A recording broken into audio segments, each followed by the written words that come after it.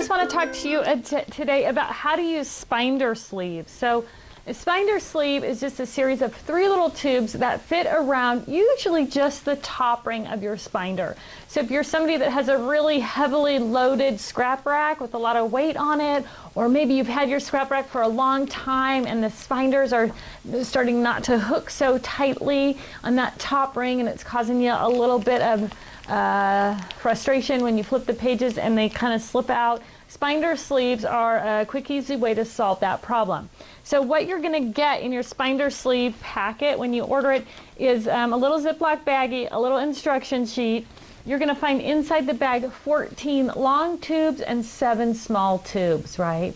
And so each Spinder that you wrap with a tube takes 3 tubes, 2 long and a short. Super simple. You're just going to slide the long ones onto the long parts of the ring and use that short guy so that they meet in the middle. So let's bring the camera in and I'll show you how it works. You can do it with empty Spinders and you can do it with your Spinders loaded as well. It's a little bit more, I don't know if difficult's even the right word. It's not as easy as it is with empty Spinders, but when I tested these and put them on, I did it all with full Spinders. So I'm going to show you both ways. So bring the camera in and let's take a look at how to put on your Spinder sleeves. So you've got your 3 pieces that make up one wrap, and you only need to put the wrap on one end, right? Your top end usually of your Spinder. So you're going to pop, there's 2 ways to do this. You can do it with the Spinder loaded or unloaded. If the Spinder's unloaded, you're just going to take the long ones and you're going to slide them on to your ring. Now one of the nice things about doing this with the Spinder, oops, I got my bracelet hooked in there, with the Spinder unloaded, and they're a little bit hard to push. It might be kind of hard to see while I'm doing this, but you can't really tell how much pressure I'm using, but don't be afraid, right, to use that pressure. And then when it gets to the end, if you take something and use it to push it to the end, because it's kind of hard on your finger. So I just use a bone folder and you can see how that slides on there, right? Once it's on there, you just want to rotate that Spinder back and push it a little bit further and a little bit further so that you're going to get the end of that Spinder popping through. Okay, it's kind of hard to see on the video, sorry about that. Just going to rotate that back. Slide that second one on, same method, push it back. Once it gets to the end, the reason I'm waiting till it gets closer to the end to use the bone folder to push it on is because when it's sticking off too far and you push with the bone folder, it's just going to bend the tube, right? So the other thing is, if you're somewhere where it's kind of chilly, the tubes work a little bit better if they're warm, so just roll them in your hand a little bit to warm them up. So I just would take this if it was cold and just kind of warm it up like that in my hand, and that would make it a little bit more flexible, a little bit easier to work with. Okay, so you can see I'm pushing these back, so I've got a little bit of the end exposed on both sides, right? And it is a little bit tough, but it's not impossible, right? So just sliding it back.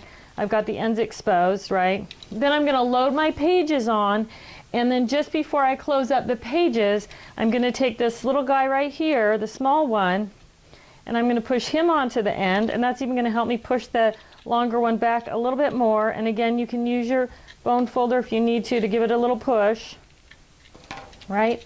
And then when I close it up, the first time you might have to bend that little plastic to close up the ring the first time, okay?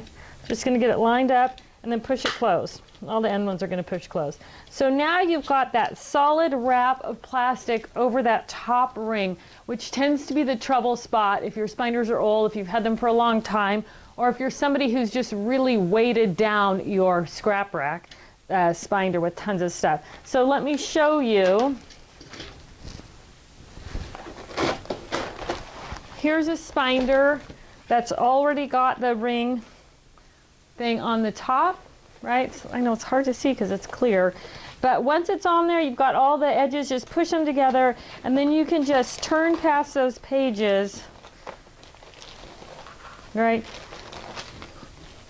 No problem, and it's just going to reinforce that center connector there. So if you are putting the plastic on with the pages that are already loaded,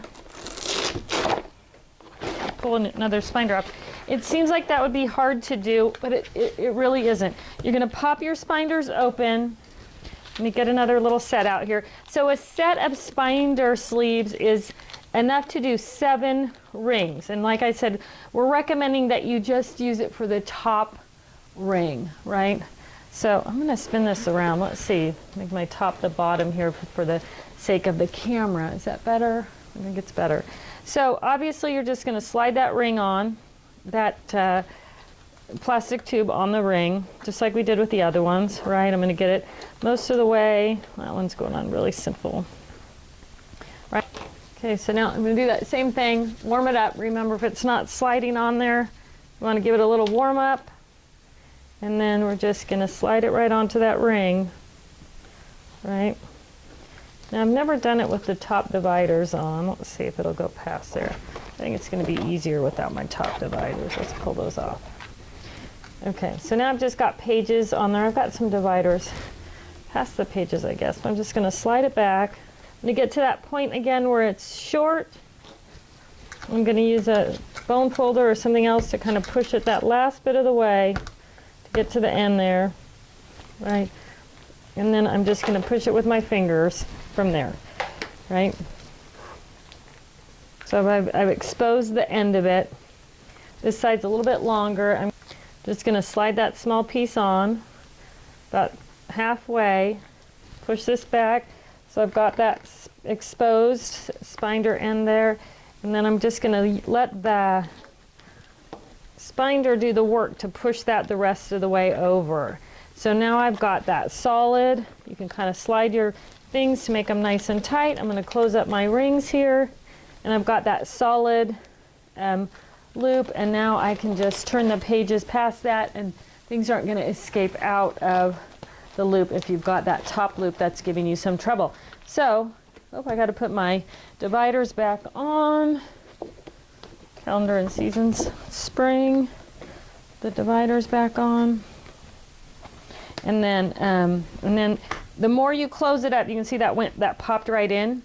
That's going to start to curve on its own, and so it'll be easier to pop in and out as you're opening pages, right, and closing up your Spinder. So the more you use it, the more the shape forms on there. So it makes it really simple.